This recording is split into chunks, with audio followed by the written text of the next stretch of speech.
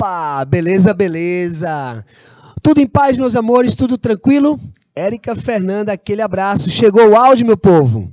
Olha só, que alegria, que gratidão estarmos juntos para a gente dar continuidade aí no segundo semestre, tá? Com muita atividade artística, muitas reflexões, sobretudo atitudes, tá? Nobres, para que a gente possa aí sair um pouco desse caos, né, meu povo? Então, nossa revisão de hoje, nós vamos voltar lá nas vanguardas europeias, tá bom, galera? O tio Mads e toda a nossa equipe deseja para vocês muita vida, muita luz, galera. Fiquem à vontade para interagir, perguntar, tá bom? Que nós estamos aqui para vocês, galera. Então, vamos lá. Arte no século XX. Galera, é impressionante que um século para o outro, nós vivenciamos agora o século XXI, né? E estamos literalmente voltando para as mesmas características do século XX. O século XX é uma época marcada pelos grandes massacres, né? Primeira e Segunda Guerra Mundial. Então, o contexto ele é perturbador. A inspiração que os artistas terão é algo meio que complexo, tá bom? Então, observe que nessa nova realidade, nessa nova percepção, os artistas começam a trazer temáticas que está relacionado com o povo, com o social, tá bom? Olha aí a Érica já colocando, as melhores são surrealismo, impressionismo, todas são boas. É ou não é, Érica? Nós vamos perceber que as vanguardas, Érica, ela vai trazer para a gente uma liberdade poética, uma liberdade na criação, tá? A gente deve colocar aqui, ó, que as vanguardas, elas antecedem alguns acontecimentos. Umas preparam para a guerra, outras falam das mortes do próprio século XIX ainda, gerada lá pela Revolução Industrial, a chegada da máquina, a indústria, as doenças, né, muitas mortes. Então, essas vanguardas, elas também podem ser chamadas de movimentos artísticos do século XX. Também chamamos de tendências artísticas, tendências europeias do século XX. Ok? Cada uma delas com uma ideologia, uma força motriz. Nós temos aí nosso querido Salvador Dalí, que ele é surrealista, né, dadaísta, e você vai observar que no próprio contexto dele, ele traz essa percepção de um caos social. Um caos social que não poderia evitar uma segunda guerra. Tá bom? Então vamos lá, o contexto da Europa no século XX, nós vamos ter aí a Primeira e a Segunda Guerra Mundial, a Primeira Guerra Mundial durando aí 4 anos, a Segunda 6 anos, somando 10 anos de guerra. Então nunca se matou tanto em um espaço curto de tempo, né? Agora em pandemia aí nós vivemos também 3 anos praticamente de pandemia e muitas mortes, né, galera? O século XXI, ele está também carregadinho, né, assim? Show de bola, né? Então, observem, galera, que nesse contexto, a inspiração, ela é caótica. Exatamente, Érica. Salvador Dalí foi expulso pelo André Brento, né? Surrealismo, show. Observem que o Salvador Dalí, ele traz imagens que nos faz questionar, né, a própria psique humana. Que a arte do século XX, ela traz essa perspectiva psicológica. Tá bom? Ela traz essa perspectiva psicológica. Ela é de dentro para fora. Tá bom? Então, esse século XX, considerado aí como a época dos grandes massacres, né, ó, período dos grandes massacres, ele é o contexto em que esses artistas vão estar produzindo arte. Tá bom? Veja nós aqui agora, na pandemia. Produzimos arte em pandemia, as lives, diversas lives. Hoje uma pessoa está lá na sua casa, vai fazer uma pintura, uma escultura, de repente solta um vídeo ao vivo. Todo mundo acompanha aquela performance, aquela movimentação em tempo real. Características dessa modificação artística em pandemia. As lives pré-ENEM, é ou não é, Fernanda Érica? Érica Fernanda, isso é uma maravilha. Porém, muitas mortes. Muitas mortes, né? Veja que a própria pandemia, para a gente ter vacinas em menos de 2 anos, olha a quantidade de pessoas que morreram. São os heróis de guerra, né? Deram a própria vida para que a gente pudesse vencer esse vírus aí. Beleza, meus amores? Então, nesse contexto de Primeira e Segunda Guerra Mundial, vão surgir tendências artísticas, tá bom? Tão fortes quanto qualquer outra manifestação artística que venha a surgir desde esse período até hoje, porque elas estão com engajamento social.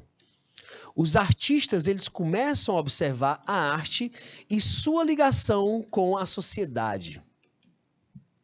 Então, os artistas tornam-se mais engajados. Beleza? Show de bola, né?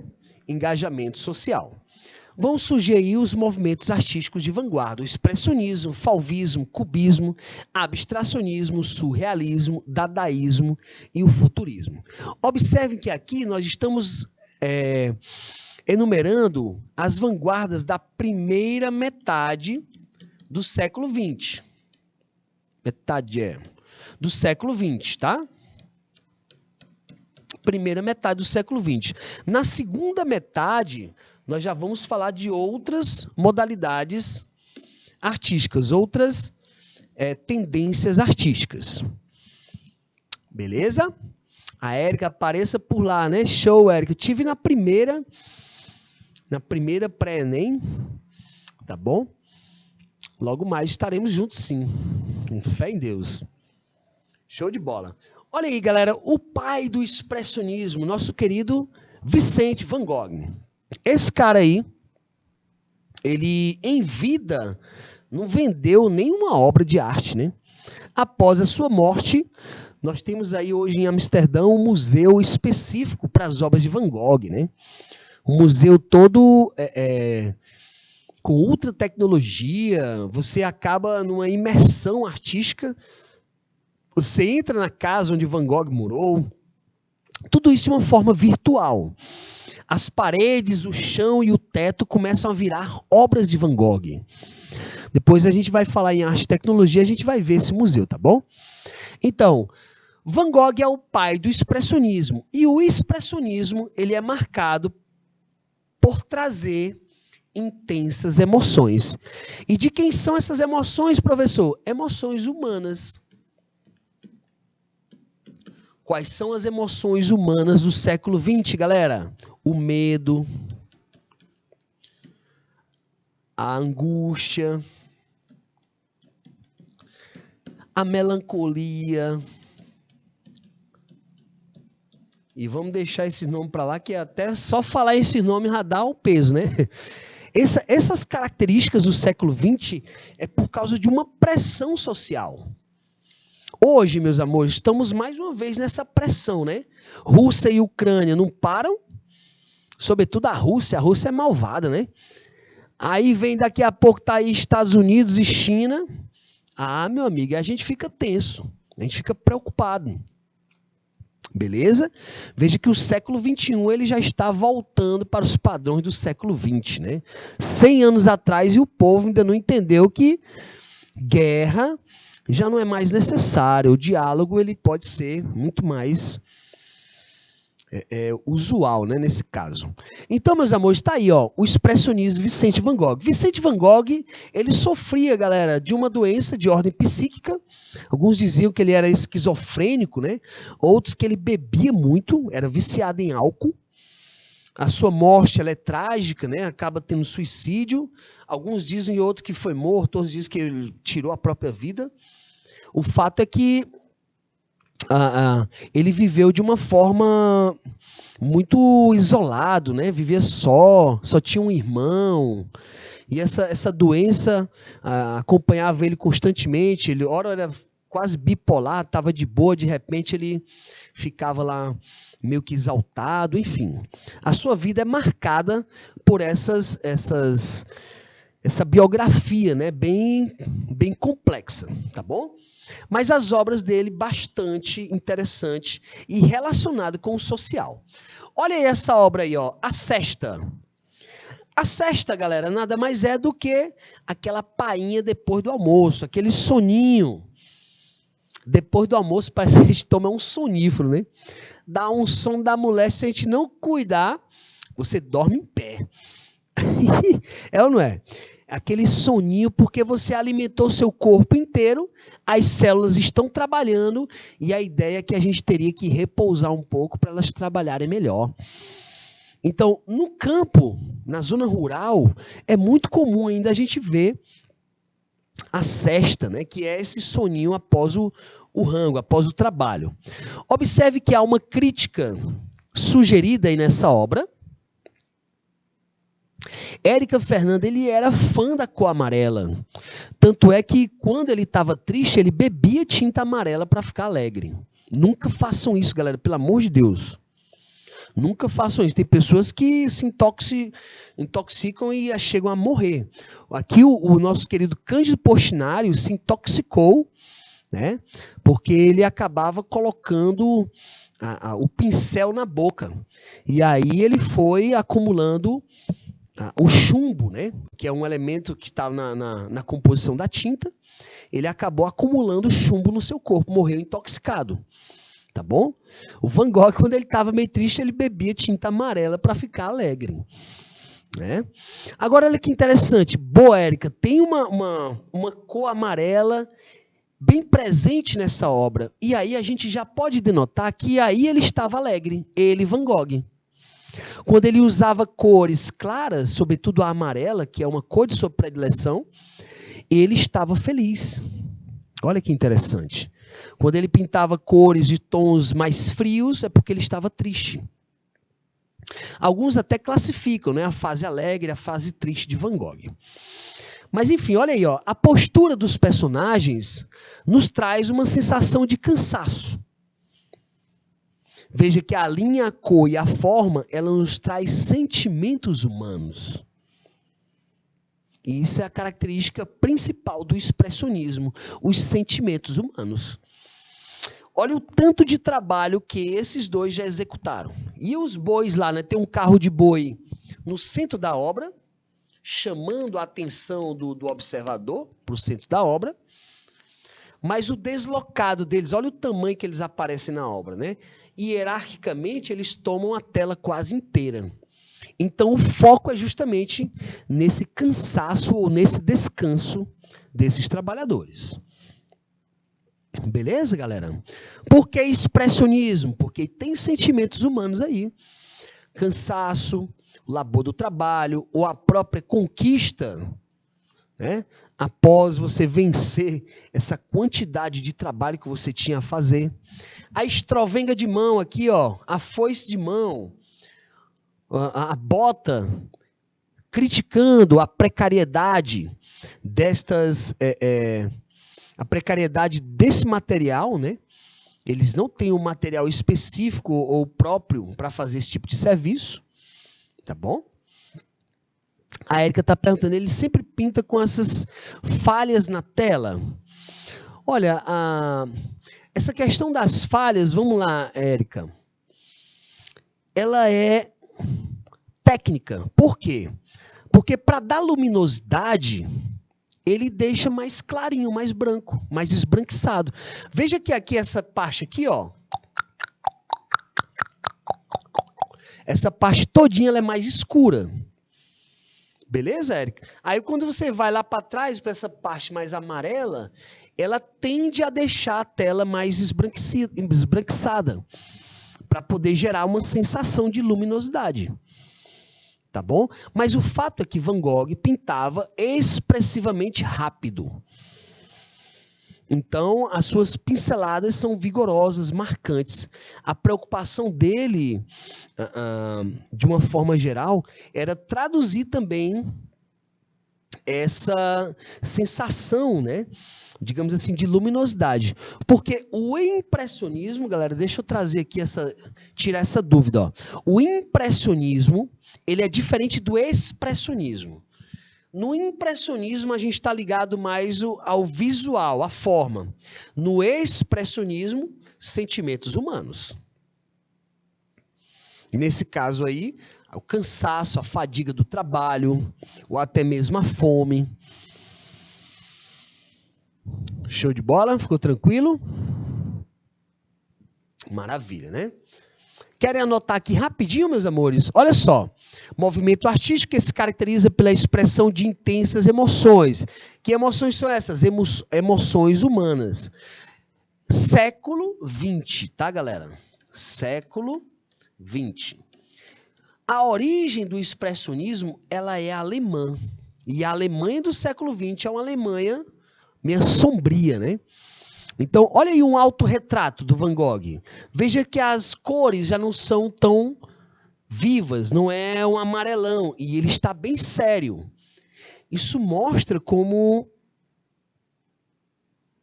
Aí você acaba percebendo como ele não estava tão feliz assim, né? O próprio rosto dele está bem sério. Beleza? Massa, Érica, depois que eu risquei a tela, desculpa, deixa eu desriscar aqui, ó. Mas é porque a gente está analisando, né? Ó. Percebam que a ideia dele, ele também tem marcas do impressionismo, apesar de ser expressionista. E no impressionismo, eles queriam mostrar a posição do dia, a posição do sol. Então vejam que aí o sol está vindo de lá para cá, eles estão aqui na sombrinha. Há uma localização aí, ó. Veja que o efeito de luminosidade, ele dá toda uma localização geográfica, né? Como se o sol tivesse para lá. Opa, perdão. Como se o sol tivesse para ali, ó. E aqui gerando essa sombra batendo no feno. Então a gente acaba visualizando um pouco mais, né? A gente amplia a percepção. Beleza? Isso é uma marca impressionista que Van Gogh usa como técnica também. Show de bola? Maravilha, hein, Érica? Estou gostando da sua participação, querida. Adoro pessoas que perguntam, que interagem, viu, meus amores? Interajam com o tio, falem comigo, compartilhem o link, bora encher essa sala e conversar. A gente está aqui para vocês. Quando vocês dialogam com a gente se sente aqui mais ativo, tá bom? Fiquem à vontade. Olha aí também duas obras famosíssimas do expressionismo. A obra O Grito, de Edvard Munch, e da mesma autoria, A Melancolia, também de Edvard Munch. Ambas trazendo temáticas de sentimentos humanos. O Grito, meus amores, este personagem aqui, ele fez essa tela 3 vezes. Tá? Essa tela ela foi feita 3 vezes. Cada uma tem uma característicazinha diferente da outra, mas é o mesmo personagem, o mesmo título, só que com pequenas modificações. Esse cara aí, este personagem central, é o próprio artista. Olha que interessante. No expressionismo, o artista vai trazer o seu modo de visão do mundo. É como ele vê o mundo. É de dentro para fora. E Edvard Munch teve uma crise aí, uma crise psicológica, né? Ele ficou meio que angustiado nesse fiord aí. Nessa ponte, literalmente, né? E veja que ele coloca o simbolismo do vermelho, da guerra, da chegada da era industrial, está no ar. A poluição está no horizonte, que perpassa também pela roupa do artista, como se passasse essa poluição pelas pessoas também, tanto do artista quanto aqueles dois que vêm lá ao fundo. Ó. Então, as cores, elas são simbólicas. As cores estão dotadas de simbolismo. As cores no expressionismo, as cores são cheias de símbolos.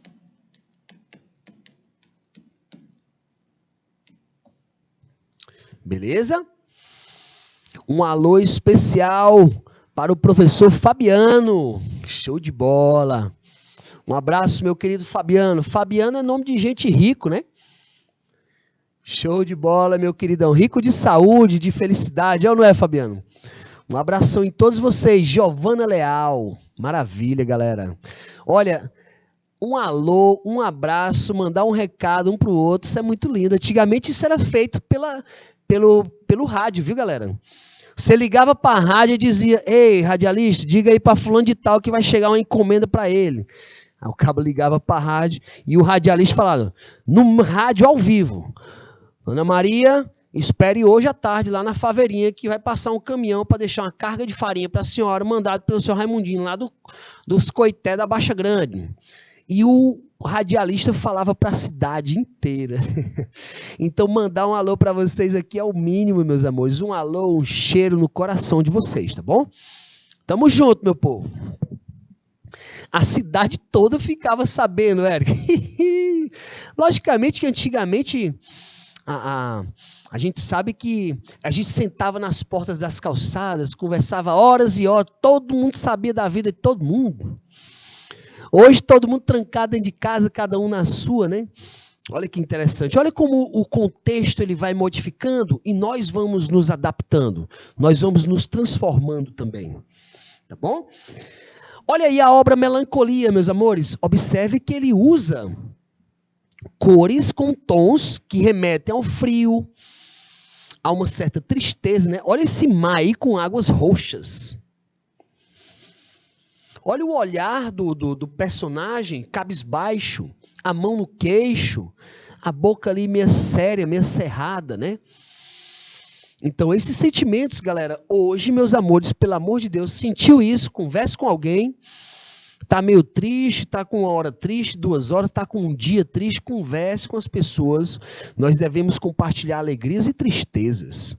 Tá bom? Nunca fique sozinho nesse campo mental, porque ele é muito vasto. Quando você se sentir só, dá um grito, chama a gente. Beleza? Converse com alguém, galera. Seja amigo de você mesmo. Tá bom? O diálogo, ele sempre foi e será uma das melhores soluções para a gente enfrentarmos vários problemas. Valeu? Hoje, dia 5 de agosto, estamos aí no mês Lilás, né? Contra a violência. Tá, galera? Olha, em períodos de guerra, devo pedir a vocês, vamos já jogar um pouquinho fora esses jogos de guerra, de muita arma, de muita luta.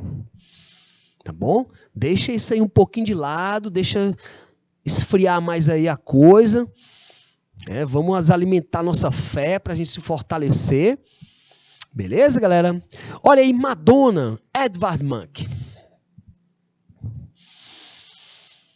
Nós temos aí uma bela jovem. A imagem em si é bonita, é ou não é? Veja que ela tem uma beleza, ela está seminua, mas não há um apelo erótico e nem sensual. A sensualidade aí está justamente na beleza da jovem. Mas o que nos chama a atenção é esse enovelado de linhas que o artista faz parecer uma espécie de psicosfera, uma espécie de campo mental. Porque essa boinazinha que ele coloca na cabeça dela faz a gente perceber que ela não está muito bem. Olha o olhar dela, está meio introspectivo, um olhar assim meio escurecido, né? Falta de sono. Tá bom? Então veja que esse rosto jovial, ele traduz para a gente uma certa preocupação. E esse enuvelado de linhas meio que desfocadas, né? Dá uma sensação que aquilo está rodeando ela, está perseguindo ela. A gente poderia chamar isso aí de psicosfera. O que é psicosfera, professor? Pelo amor de Deus, nunca ouvi falar nesse nome. Deixa eu colocar aqui, ó. Psicosfera. É o campo de atuação psíquica. O que é isso, tio? Piorou. O campo mental, galera. O que é que você anda pensando num dia? O que é que você mais pensa? O que é que você mais olha? O que é que você mais vê? Aquilo gera uma psicosfera. uma série de informações que ficam rodeando nossa cabeça, nossa ideia. Se o contexto é a problematização da era industrial, a chegada a tensões de guerra, então o contexto é atuante para poder gerar esta imagem, né? Beleza, galera? Vamos falar aí do fauvismo. A grosso modo, galera, fauvismo é simplificar a forma. Simplificar a forma. Por exemplo, você quer fazer uma casinha, lembra lá como a gente fazia uma casinha antigamente? A gente fazia o triângulo, fazia o quadradinho aqui, fazia o telhado, né? Botava uma porta, uma parede, uma janelinha, uma porta aqui, botava uma cerca, né? Uma árvorezinha, tinha chaminé também. Pronto, você fez sua casinha, você simplificou a forma. Beleza? Porque num contexto de guerra, você não vai poder passar 3, 4, 2 anos pintando ou fazendo uma escultura. Então, a simplificação da forma, a exaltação da corpura, os instintos, né? Ele diz que a gente deve criar imagens fauvistas no mesmo estado de graça que as crianças e os selvagens, de uma maneira livre, de uma maneira sem preconceitos. Olha que show. Nessa ideia de fauvismo, galera, eu lembro que minha vizinha, o pai dela comprou um carro, né? Eu lembro o carro, um Santana Quanto. Carro zerado, viu, Juninho? Aí a filha foi desenhar no carro do pai. Desenhou na porta do motorista uma homenagem pro pai. A sorte dela foi que o pai não era violento, porque não bateu nela, porque senão tinha traumatizado, porque ela fez com muito amor. Ela não tinha essa noção, o estado de criança. A criança ela é inocente, ela pinta, desenha, sem se preocupar muito com estética, mas ela quer se expressar. Então, os artistas fauvistas foram muito intensos, porque eles pintavam de uma forma que eram até chamados de feras, né? Pintavam muito rápido, de uma forma mais simples. Beleza? Olha aí, ó. Madame Matisse, do nosso querido Henri Matisse. Perdão. Veja que a cor azul é uma cor pura, a cor vermelha também é uma cor pura. E ambas estão exaltadas aí na obra. Veja que essa lateral aqui, esquerda do cabelo dela, o próprio cabelo dela é azul, né? O cabelo dela é azul, esse lado aqui todinho da obra é azul, tem azul aqui no vestido dela, o vermelho toma parte do vestido e da lateral direita do ouvido dela, beleza? Então, há uma simplificação da forma, uma exaltação da corpura. Um alô especial para a professora Cruzinha, Cauane, a todos vocês, tá bom? Cruzinha, aquele abraço, querida. Você é querida, viu? Olha aí os alunos, ó. Beleza? E é para depois dar um abraço na tia. Professores, galera, é uma coisa incrível, né? Olha, eu tô nessa profissão e eu juro para vocês, eu lembro quando a gente estudava e alguns professores faziam, de fato, mover a nossa vida, né? Davam um start na gente. Tá bom, galera? E vocês fazem isso conosco. Isso é uma maravilha também. Tá bom? Show, Cruzinha. Tamo junto, querida. Cuidar destes meninos, destas meninas. Que é o nosso futuro, né, galera? Então, beleza, galera? Madame Matisse trazendo essa forma mais simples. Agora faça uma experiência aí, ó. Cubra metade do rosto dela com sua mão. Olhe só para a metade verde. Eleve sua mão assim na frente do seu rosto e cubra a outra metade. Olhe só para verde. Essa parte esverdeada, ela é mais nova. Essa parte clara, ela é mais envelhecida. E o artista faz sim uma alusão ao envelhecimento precoce por preocupação, ou a próprios cosméticos que são oriundos da era industrial, que deixam a pele mais nova, né? Eu lembro que antigamente, galera, tinha umas pastas verdes para deixar a pele não sei o quê, que minha irmã usava, rapaz, mas era comédia, viu? Era só para a gente sorrir. Ela chegava em casa, ela estava com as máscaras, cores verde, não sei o quê. A indústria, ela trouxe esses cosméticos. Beleza? Show de bola.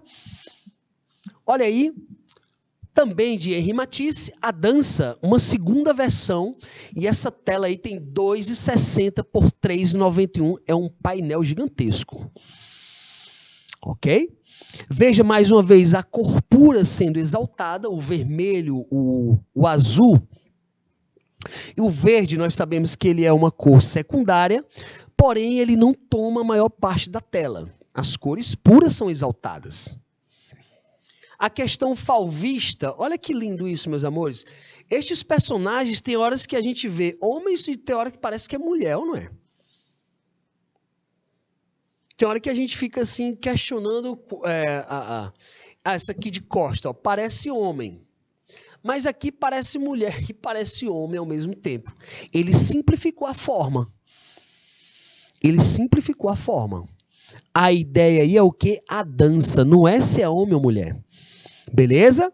Olha que interessante, né? E aí, nesse contexto de guerra, a gente pode observar que essas mãozinhas aqui se soltando, ó, pode representar muita coisa para a nossa interpretação. Porque ela perdeu a estabilidade, ela caiu. Então, ele associa uma dança com a guerra, uma dança com acidentes que podem acontecer em guerra, né? Erros de cálculo, etc, etc. Tá bom, galera? Juninho, vamos colocar aí 2 minutinhos rapidinho para a galera fazer um print e anotar aí sobre o falvismo. Tá bom, galera? São só 2 minutinhos para vocês anotarem e fazer um print. Já a gente volta.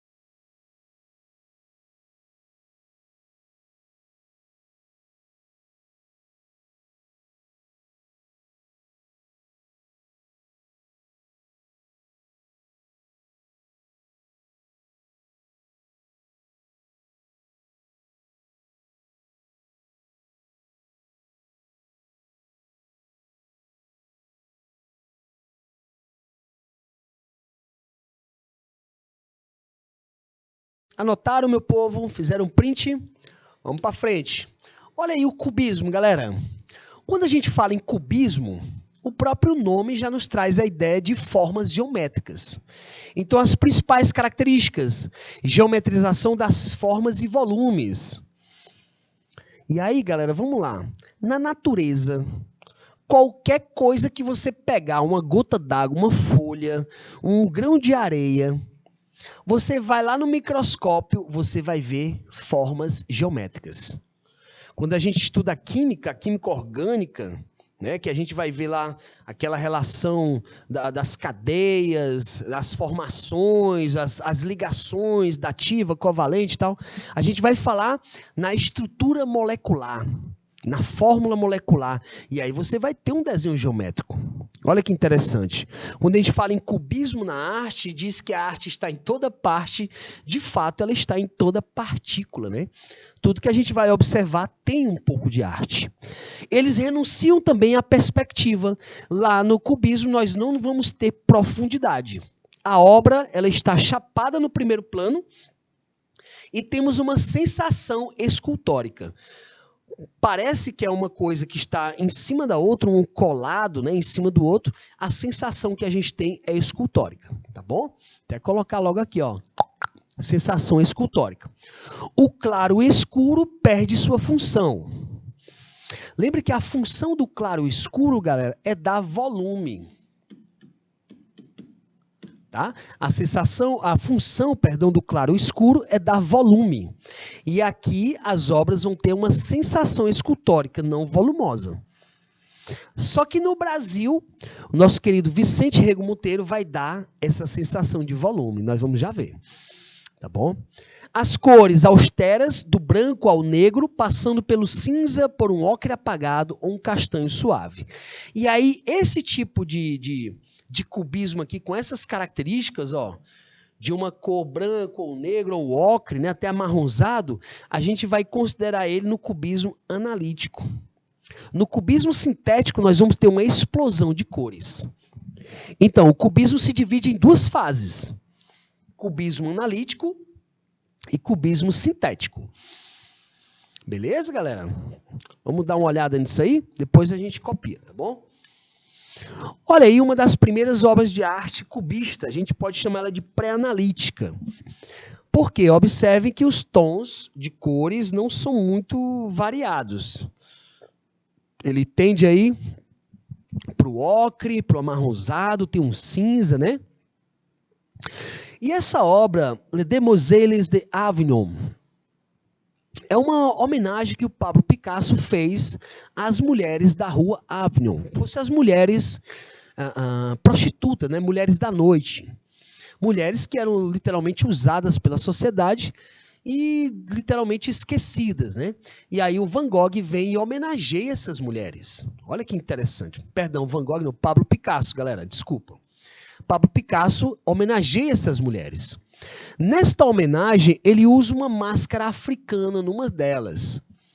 E isso gerou um certo impasse, porque muitos pegaram o pejorativo de dizer que essa prostituição vinha da África. E isso foi um erro de interpretação, na verdade, né? Veja que ele usa técnicas de frontalidade. Essas duas personagens centrais parecem estar olhando para o próprio Pablo Picasso, para o próprio artista, enquanto essa que está no canto direito aí da tela de vocês usa técnica egípcia, a lei da frontalidade, cabeça de perfil, tronco frontal, perna de perfil e o olho lateral. Tá bom? Então veja que o artista ele acaba fazendo também referências a outras culturas, outras épocas, porque faz parte do seu repertório. Faz parte da sua forma de compor. Ao centro da obra, a gente teria aqui uma natureza morta, frutas. Né? Parece ser um pedaço de melancia, laranja, pera e uvas. Mas veja que a melancia só está uma meia luazinha. A ideia é geométrica, literalmente. Olha uma obra também muito famosa de Pablo Picasso, a Guernica. Né? E essa obra também ela é um cubismo analítico, porque ela não tem explosão de cores. A gente tem esse ocre, né, esse meio acinzentado, misturado com o preto. E veja que pedaço de gente para tudo quanto é lado aí, né?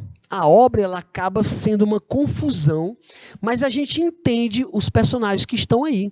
Tem um braço, uma espada, tem um cavalo sem o resto do corpo, um boi sem o resto do corpo, tem um espírito ali sem o corpo, uma alma, né, sem o corpo, uma mãe aqui chorando a morte do filho. Então vejam que a obra ela é meio caótica, porém nós entendemos tudo que está aí representado. Pablo Picasso ele faz uma manifestação, né, contra o bombardeio da cidade de Guernica durante a Guerra Civil Espanhola. Ok, galera? Muito top, né, essa obra. Imagine aí, meus amores, uma bomba. Meu Deus, é até feio imaginar isso, né? Vamos imaginar outra coisa. Imagine um quebra-cabeça. Tá lá as peças todas no chão. Aí você vai montar ele de qualquer forma, aleatório. Geraria uma imagem meio assim, meio que sem uma certa ordem. Então também isso é cubismo analítico, beleza? Agora, olha aí, meus amores, um exemplo de cubismo sintético. O cubismo sintético, ele já vai ter diferentes cores, diversas cores. Essas cores são vibrantes.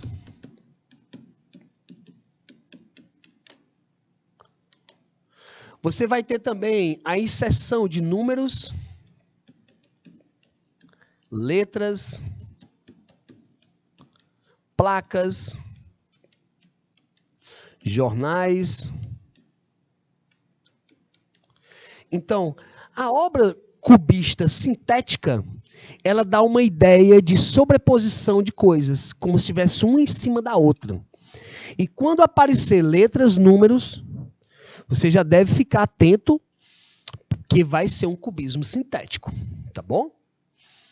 Show de bola? Vamos para frente. Meus amores, mexemos e remexemos. Vamos logo tirar a forma disso tudo, né? No abstracionismo, nós vamos tirar a forma das coisas.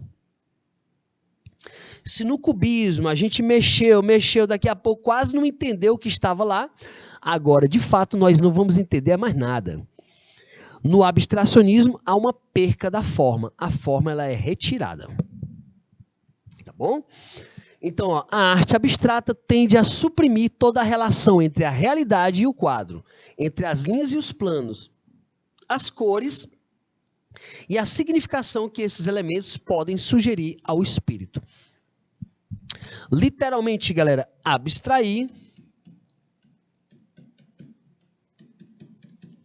é igual a tirar a forma.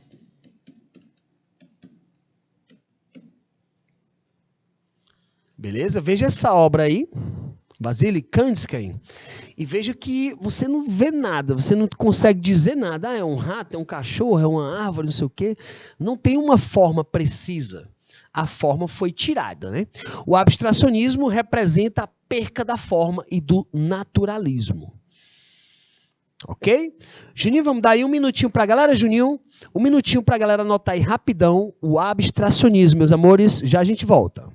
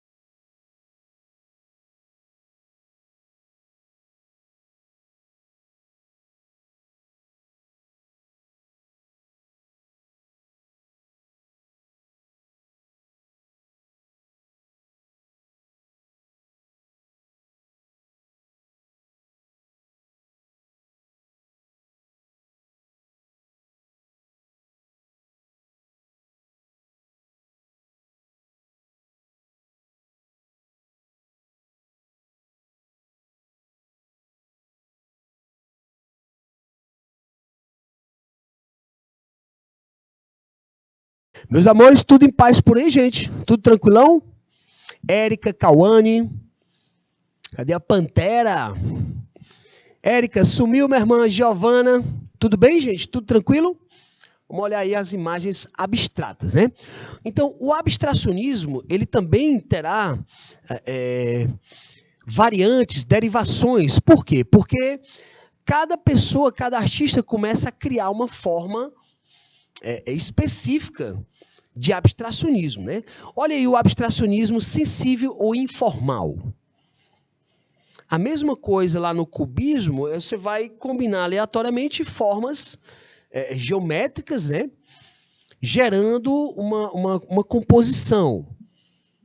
Só que veja quando ele assina aí, ó, sobre as pontas. Aí você vê aqui a ponta equilibrada, tal, e lá em cima uma espécie de caos. A obra gera para a gente um simbolismo com essas cores, tem um vermelho, uma mancha mais escura, né? Então ele pode estar associando a isso a um período ainda tenso de guerra, mas também veja que há uma organização dessas pontinhas para elas ficarem equilibradas. E aí a gente pode traçar uma possível interpretação, porque nós estamos vendo as pontas equilibradas. Por isso que ele chama de abstracionismo sensível ou informal. Tá? Agora, no Árvore em Flor, Piet Mondrian, veja que a gente já não consegue ver a árvore, muito menos em flor. Tá bom? Como se aí tivessem apenas marcas, né, de queimado, uma espécie de carbonização, mas a gente não vê nem árvore nem flor. Isso é uma crítica também aos sistemas, às próprias bombas que são usadas em períodos de guerra, né? Tá bom? Olha aí um cubismo chamado de, neoplasticismo, que é um abstracionismo resultante apenas da mistura e combinação de objetos geométricos. Beleza, galera? Então, aí, o neoplasticismo, seu criador foi Piet Mondrian. As cores e as formas são organizadas de tal maneira que gera uma composição geométrica. Beleza, amores? Veja, tio, então quer dizer que isso aí é abstrato? É abstrato. Justamente por não ter uma forma específica de algo que a gente reconheça. É só um automatismo. Então, o neoplasticismo, ele tem essa característica, é um resultado de uma concepção geométrica.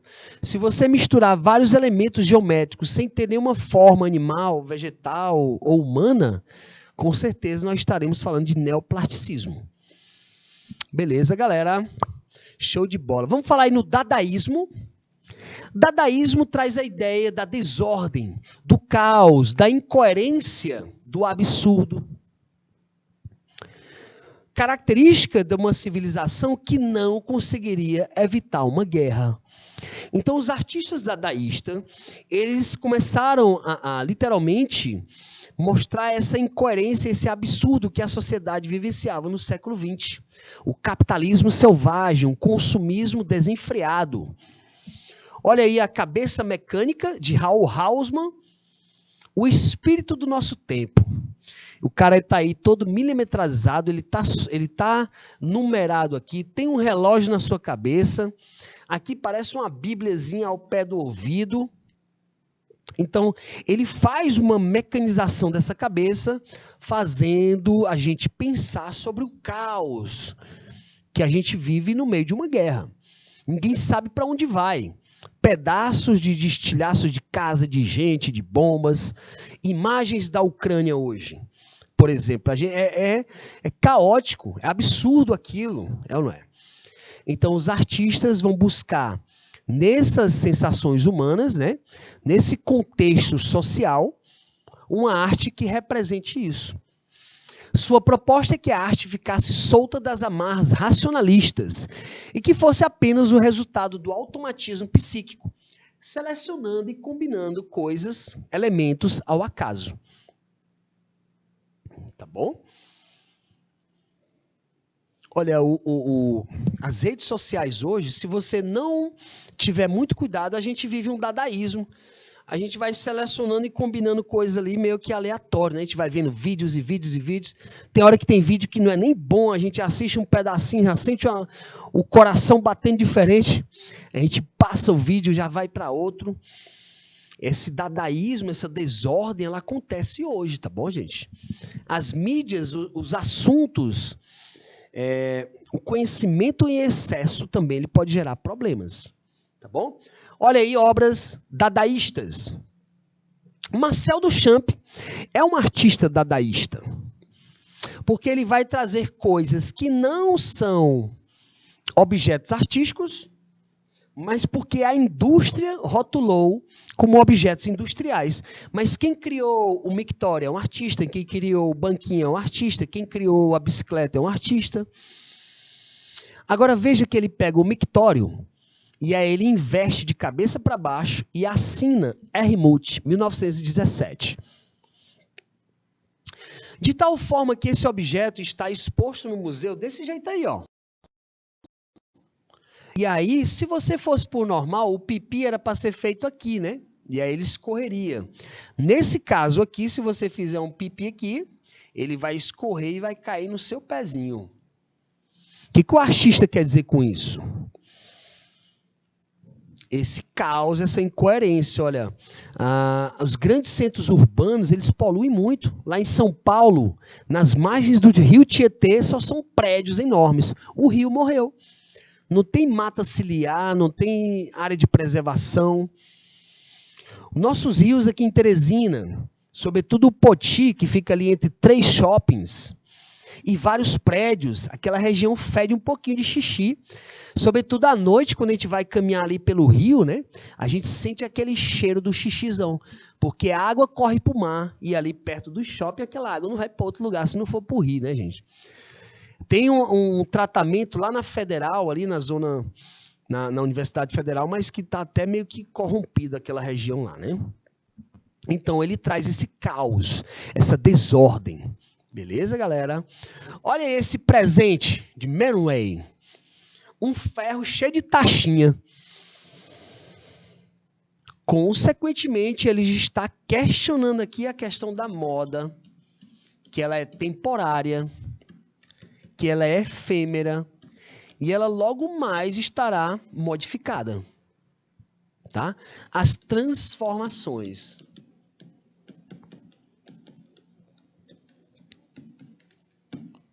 Beleza, galera? Show de bola, né? O surrealismo.